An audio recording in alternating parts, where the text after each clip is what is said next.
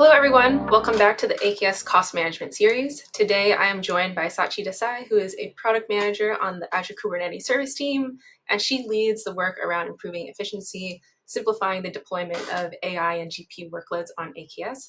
So Sachi, thank you for being here. We're super excited to chat with you all about GPUs and costs today.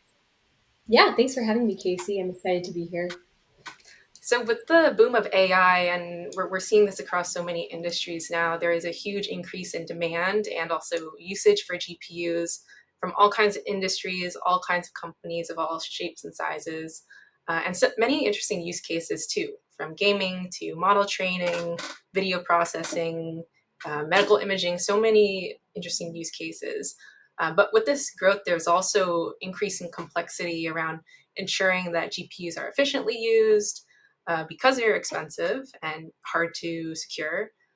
So I'm curious from your perspective, who do you see as some of the core teams who are thinking about GPUs and cost, and what are their priorities?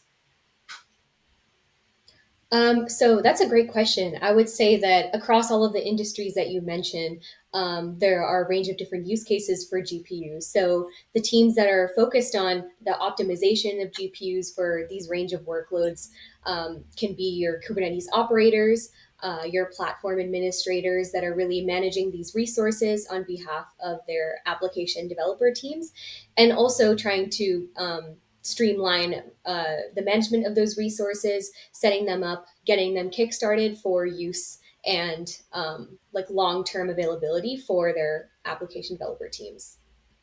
Got it. So it's a mix of platform, ML ops, and also I would also add the FinOps professionals too, who are looking to kind of predict and forecast GPU costs.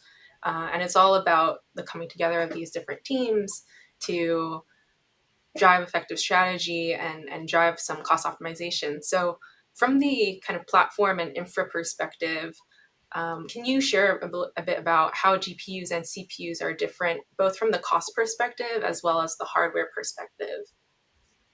Yeah. So from the cost perspective, as we know that GPUs are a little less widely available than CPUs, and that can be based on their underlying use case. So for CPUs, they can be fast and versatile, so they're widely available across Azure regions. They can be used for processes that are mainly sequential, so that do not require like high compute resources and high power memory capacity. So those can be general purpose workloads. Whereas when we look at GPUs, the need for this kind of high compute power, high performance parallel processing is really useful when it comes to processing big data. And that can be in the form of video data, image processing, graphics, visualization, and of course, AI.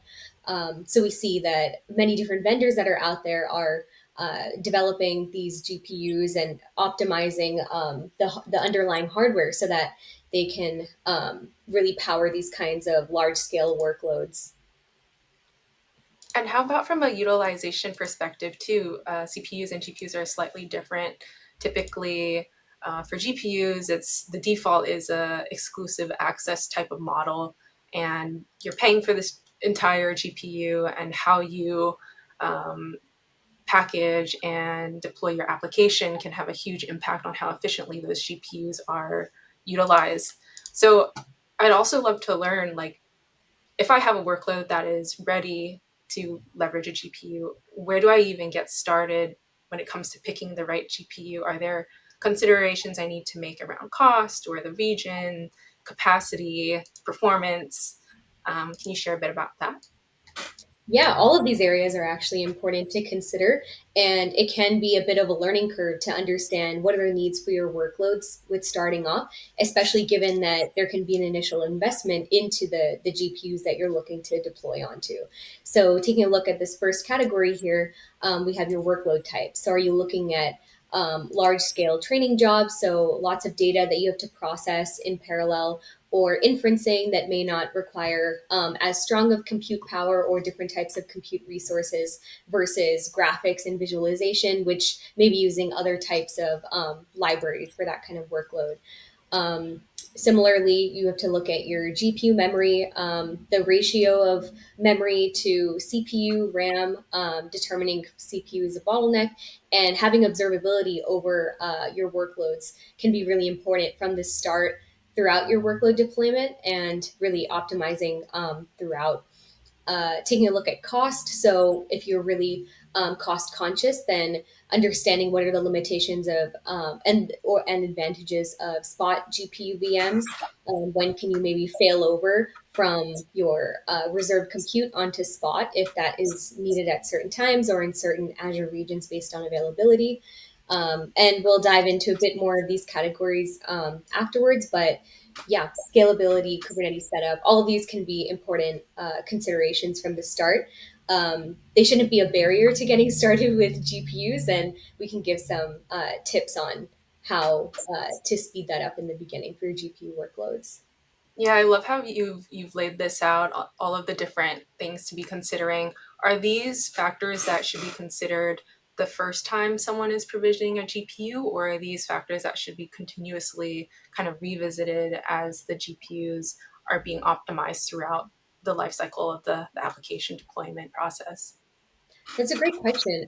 I would say the top four categories listed here can be considered in understanding like the workload to begin with, and then the last four can be observed and measured. I would say throughout the workload, the application lifecycle. Got it. Okay. And let's dive into the driver compatibility piece. That one is particularly interesting. So the kind of grid versus CUDA based GPU type scenarios. Would love to learn more about the differences, the use cases, and what kind of workloads would be best for each of those two types.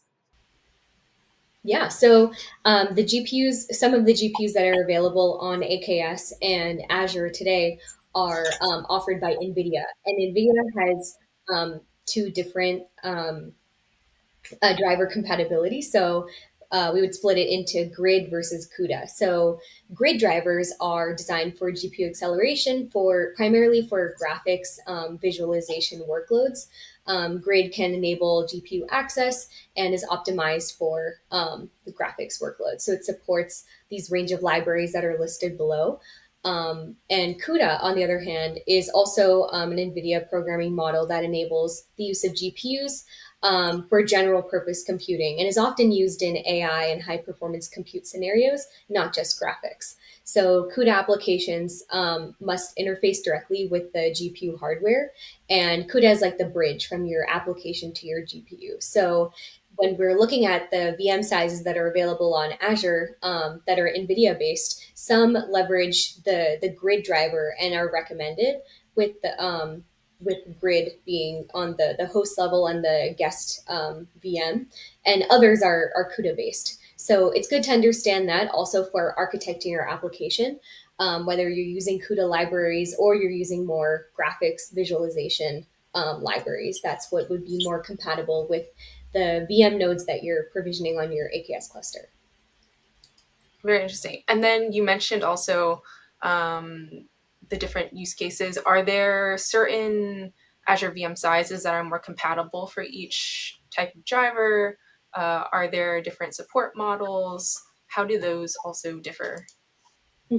So today on our Linux AKS node pools, we will install the driver by default based on the type of VM that you've chosen to provision. On Windows node pools, actually, you have the choice of selecting the driver type. So you can choose between grid or CUDA based on the needs of your application and the workload deployment. So comparing grid versus CUDA here and kind of putting it into a matrix. I would say the common Azure VM sizes that are grid based are your T4 GPUs, your A10, and then NV V3 that are recommended for graphics visualization workloads. VM sizes that are commonly used on Azure that are CUDA based are your A100s, H100, H200 that also support large scale like AI inferencing, training workloads, etc. And the naming of the VMs always get me. All the letters and numbers, and yeah, you mentioned the A100s, H100s, T4. Uh, can you also expand on how those specific SKUs are a little bit different, and yeah, any other new SKUs that are supported on AKS and Azure from the GPU support? Yeah, so these SKUs are all the ones that are listed here are actually based on different types, different models of NVIDIA GPUs that have been released. So if you actually take a look at the Azure VM documentation, you can see some use cases, go dive into each of the VM families and better understand what each of those VM sizes offer, whether it comes down to the performance. The underlying like memory, CPU, etc. And there will be a range of sizes that have different numbers of GPUs in them within a given VM family. So yeah, that's a great way to learn a lot about the underlying advantages of leveraging NVIDIA GPUs. And actually on AKS now, we support GPUs from other GPU vendors as well, such as AMD. That's amazing. And yeah, there's a very expansive and great list of SKUs and Azure documentation to learn more about all of the trade-offs that they're, performance optimized, memory optimized, compute optimized, GPU optimized. That's a great place to learn more. And actually, with these new SKUs and GPU specific SKUs, are they compatible with Node Autoprovision, which is one of the upcoming features on AKS? In terms of like provisioning and picking the right GPU SKU for your workload based on cost. Is there any limitations of which SKUs are supported there? Yeah, that's a great question. I would say Node Auto Provisioning is a great tool to use in specifying the types of the GPU VM families that are needed for your workload. So, if your focus is more on cost optimization, then the VM sizes that you would allow NAP to choose from would be your lower cost GPU VM sizes, such as the NVV3, the A10, T4 families that are listed here as well. Got it. Okay. And then are these also compatible with Spot as well, or are you typically seeing folks leveraging the on-demand versions of these VMs? We do see usage more so in on demand, but I think customers can take a look at the spot VMs and availability on Azure as a whole to see which ones are GPU powered and in which regions those are available. Got it. Okay. And how about from a security perspective too, when it comes to security considerations for GPU software components? Is there anything that AKS is doing with NVIDIA on drivers and ensuring all of the latest and greatest from updates, security patching perspective are all in place for customers to use out of box? Yeah, this is a great question and a common ask from AKS customers and Kubernetes users as a whole. So, NVIDIA releases driver updates, and AKS pretty closely follows those updates, especially if they are patches or fixes on vulnerabilities that have been surfaced in those components. And we will follow our 30-day SLA in releasing node images, whether you're running on Azure Linux, Ubuntu, Windows for your GPU node pools so that you can pull in those driver updates and remain secure for your GPU node pools. So I may have mentioned previously that the way GPU node provisioning works on AKS is that when you spin up your AKS node pool and specify a GPU VM size, AKS will by default install the driver and the latest driver that's recommended by the GPU vendor, and then we will allow the customer to install the Kubernetes device plugin that surfaces those resources to the Kubernetes scheduler in the AKS cluster. So at that point, then the cluster is ready for workload deployment and they can target those GPU nodes. That's great to hear. Yeah, that we're always staying up to date and making it simpler for customers then to focus on just deploying the applications and delivering value to their customers through these GPU scenarios. So, where can folks continue to learn more are there resources that you think would be particularly useful to get started with GPUs or learn more about the trade-offs? Yeah, great question. We have extensive documentation on how to use GPUs on AKS, also how to specify the different OS type that you might have, that customers might have a preference for, as well as the type of GPU, selecting driver type, as I mentioned previously, and even auto scaling with your GPUs based on usage and other key metrics that can be observed.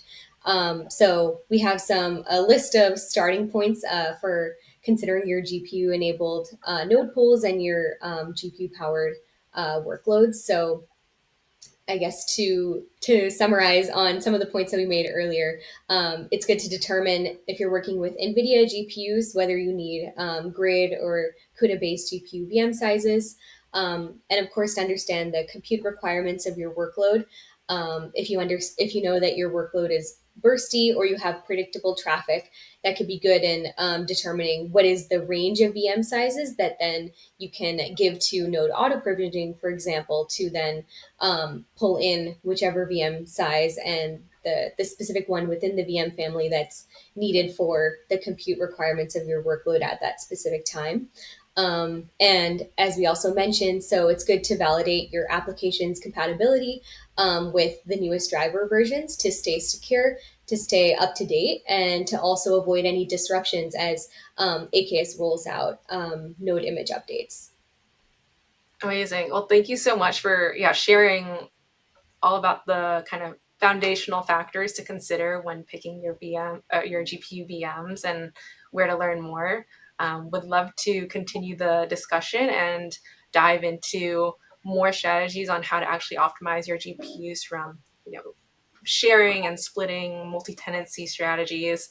Mhm. And we will, would love to explore that in a follow-up episode. But thank you so much for the sneak peek into the world of GPUs and AI on AKS. Yeah, thanks for having me, Kaysie. I look forward to continuing this series and also seeing how AKS customers are using their GPU workloads, running them on AKS, and common questions that they might have that we can help answer in this series. Amazing. Thank you.